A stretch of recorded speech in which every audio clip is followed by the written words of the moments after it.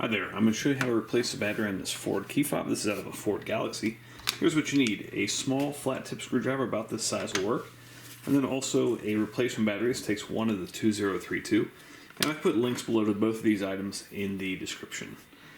Okay, so what you want to do first is fold your key out. And then right here, this slot right here, put your screwdriver here and just push up like that.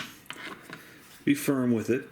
Okay, now take your screwdriver, and you can actually use a bigger one if you have one here, and just split the two halves. So at this point you now have access to your battery. That one was falling out. No wonder it wasn't working.